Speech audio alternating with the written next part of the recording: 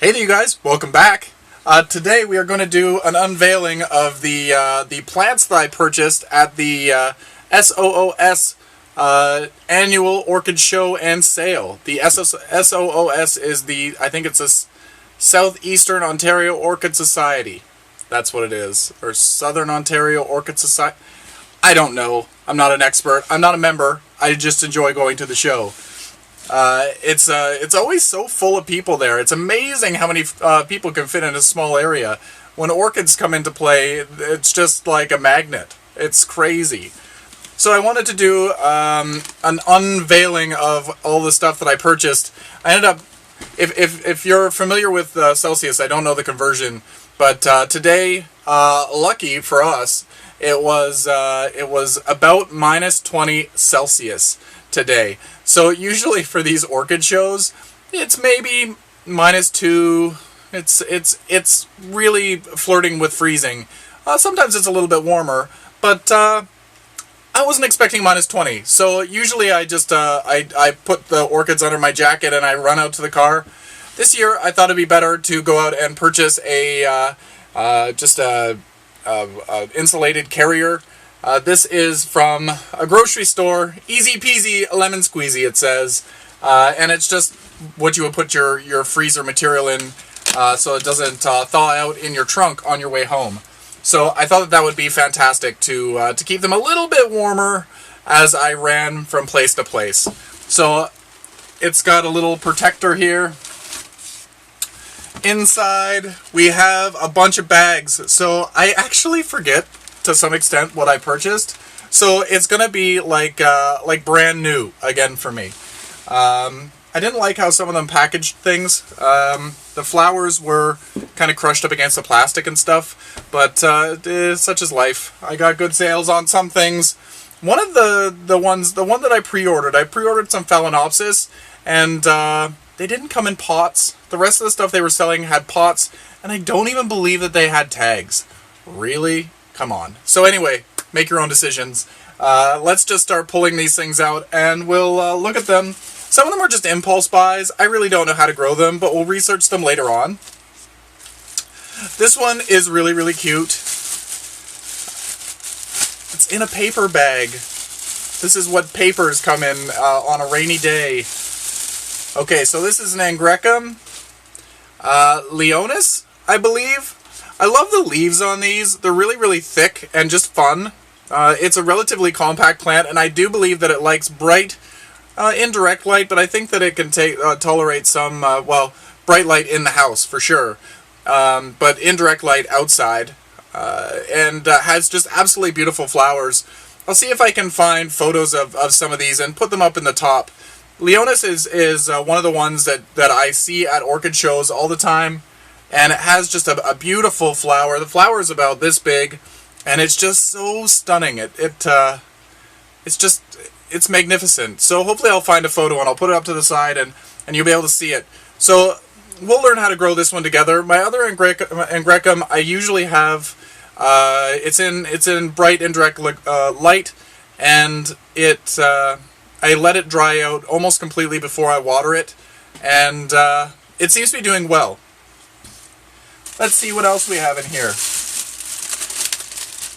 This one here, Better Grow. This is, I guess a lot of people will call this a bag baby. It is a Phalaenopsis. Do you see the color of that flower? I hope that it rings true, because that is really impressive. As you know, I have a few different types of Vanda, and I thought this would be a fun one to give a try.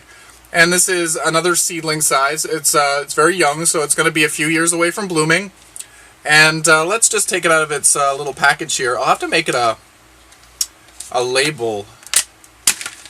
This one here, what is it called? It just says Red Spotted Vanda Orchid. That's descriptive. It doesn't have any Latin name to it at all. It says bright indirect sunlight. Watering. Water 2 to 3 times per week. Feeding. Feed regularly with Better Grow. Obviously, they're going to promote themselves. And repotting as needed to a larger basket or pot. Usually with Vandas, if they're grown outside of a pot, you really don't need to change the pot up very often, if at all. So let's just pull this out of out of its sock. Oh God. I don't want to ruin this sock because I can use that for something else. Maybe I can mount something with it. The leaves are relatively healthy looking. They're nice and green. It's only one plant. When I got the seedling of the Sansei Blue, there was 3 or 4 plantlets inside, but this is a bigger seedling than what I got with the other one. Oh, there's a tag. It's Vanda, Dr. Amek... I don't even know. Is it gonna focus in for you? I hope it's focusing. So yeah, this one's really, really interesting. Again, the photo of the flower, really, really cool. Again, I hope it rings true. That's a really fantastic looking flower. And then, what's in here? This is a heavy, heavy plastic bag. They anticipated the cold. This one would insulate quite well. I do like how they put this piece of cotton in there to support the flowers a little bit. They're rubbing against the side, but it's not like crushing. Let me just be very careful here. This is a special Dendrobium orchid, and it's only $15. It's a steal, really. Come on, don't break. Alright. First one in here. This one here is a special one. It was created for the SOOS, the Southern Ontario Orchid Society. It was their 50th anniversary, I guess. So they got an orchid named after them. And this is a cross between Arborens and Little Astro. Supposedly the flowers are fragrant. They are lightly fragrant. Are you able to see what the flowers look like? They're quite interesting. They have a cool shape. So this one is going to like a brighter light, like a Cattleya light, and a bright outside, a bright indirect location or a diffused light location would be nice. You just don't want the leaves to burn. So just in a protected spot. Let it basically dry out between waterings, and then water it well when you water it. So very similar to a Cattleya. I don't know how it'll rebloom. I need to do a little bit of research on this one. But hopefully it's an easy rebloomer that doesn't really require a lot of dormancy period. So this one is kind of cool. I like this one a lot. So hopefully it grows well for me. I don't know. I haven't had much luck with Dendrobiums so far, but I'm adding more to the collection, and usually when that happens I start to see how they grow, and I make adjustments. It's hard because when you have so many different types of orchids, you have a lot of different climates in a small little space, and it just gets difficult. So we'll see how it does. So yeah, that's that one. Another Dendrobium. And then I got some, some Tulum Nias. Hope I'm saying it right. These ones here are really cute. I've seen a lot of you growing them, and they look really, really adorable, and they produce little cakeys on the flower spike, and I thought that was really cute. These ones are mounted. Tulum Nias really do appreciate being mounted because they like to be on the dry side. If they're kept too moist, they will rot, so mounting them is probably the best. In my situation, I don't know how mounting is going to work because I am a lazy waterer. But these are so small that I could probably keep these upstairs. I could probably even just rest them on the side of a lamp and let them do their own thing. And then just dunk them in some water once or twice a week. Or maybe 2 or 3 times a week, let's be honest. And yeah, we'll see how it goes. I'll keep you posted on these guys. Let me try to get my hand out of the way. These were $15 each, or 2 for $25. Hopefully the flower is coming in and not totally out of focus. Really, really cute. They would require a more bright location. Again, a bright indirect location is probably the best. And they like it on the drier side. So what's this one? This is, oh gosh, I have no idea. Is that going to come in? Not sure what that says. And this is the same variety, but in black. Jarek Flyer? I don't know. So there's this one. Really, really pretty. They always have such unique colors. So we'll see how these grow. We'll put these off to the side somewhere and check on them periodically throughout the year. They flower, I guess they can flower a few times per season. So they could kind of be in bloom fairly regularly. We'll see. And last but not least, this is the ones that these are the ones that I pre-ordered. You would think that when you pre-order something, you would get really high-quality plants, like the pick of the bunch sort of thing, but it doesn't appear that that's the case. One of them I really, really love. It's the Phalaenopsis Gigante, because for some reason I love things with big leaves. But all of the other ones, not so much. Oh, somebody has a flower spike started. That's good. So this one here, I wrote things down. This one here is a Phalaenopsis Javanica. Do you see that one? It looks like something's been sitting on top of it. The leaves just look like crap, to be quite honest. It looks like it's been through the ringer. But at least it came with a pot. At least it came with a pot. It didn't come with any tags, which that makes me very, very sad. This, I believe, is a dwarf variety of Phalaenopsis. I'm going to do some more research on this one. And again, I'll try to put flower photos up in the top. I really am trying to get more into species phals, so that's what this is all about.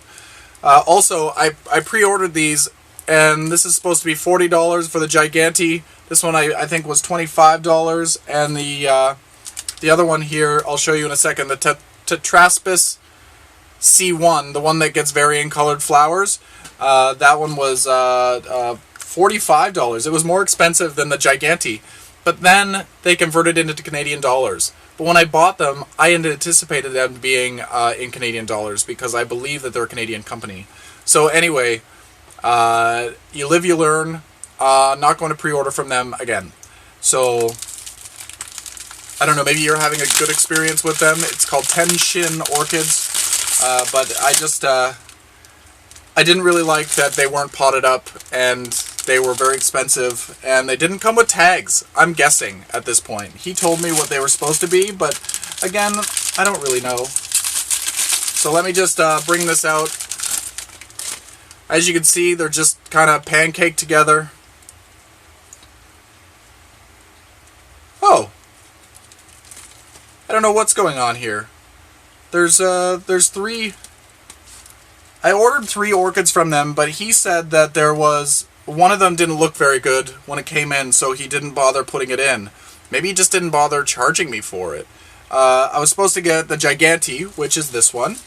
This is the Phalaenopsis Gigante. This one's a really, really cool one. It looks pretty big. Like, look at my hand and look at the leaves. This is just a seedling, and the leaves can get up to 2 feet long each. So you could get a wingspan on this about 4 feet. That's fantastic. They make a lot of hybrids from the Gigante. I guess it's got a really, really strong growth habit, I suppose. I'll post a photo of the flowers up top. They're a really, really interesting plant.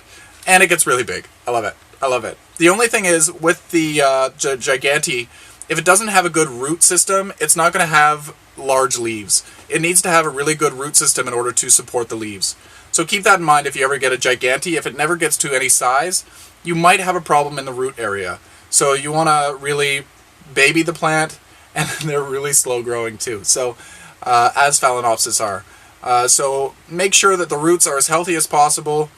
I might actually try doing this in semi-water culture, because I see that when you do it that way, the root development is just so strong and luxurious. So I might try it with this, because as you can see, the roots on this are not the greatest. I see a lot of moss here.